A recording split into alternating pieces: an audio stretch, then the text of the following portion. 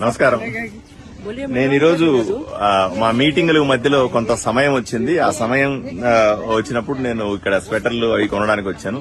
ఈ రోజు ఈ ఒక్క స్వెటర్ కొన్నాను. నేను ఈ స్వెటర్ ఎవరికి ఇస్తున్నానంటే ఆదోన్లో నేను ప్రచారం చేస్తున్న సందర్భంలో రాయనగర్ లో ఒక చెల్లె వచ్చింది నా దగ్గరికి. ఆమె పుట్టుకతో గుడ్డిది. అన్నలిద్దరూ కూడా ఆటో తోలుతారని చెప్పింది. అమ్మతో ఉంటున్నాను, చాలా ఇబ్బంది పడతా ఉన్నాను, ఇల్లు ఇస్తే చాలు నేను అమ్మతో కలిసి బతుకుతాను అని నన్ను రిక్వెస్ట్ చేసింది.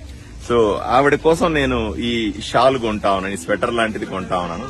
ఆదోనికి వచ్చిన వెంటనే ఆ చెల్లికి తీసుకెళ్లి ఒక అన్నలాగా ఒక గిఫ్ట్ ఇవ్వాలని, దీంతో పాటుగా నాకు అవకాశం ఇచ్చి నేను ఎమ్మెల్యే అయితే తప్పనిసరిగా ఆ చెల్లికి ఒక ఇల్లు లాంటిది ఏర్పాటు చేసి అమ్మతో పాటుగా ప్రశాంతంగా గడిపే అవకాశాన్ని కల్పించాలని నేను మనస్ఫూర్తిగా అనుకుంటా ఉన్నాను.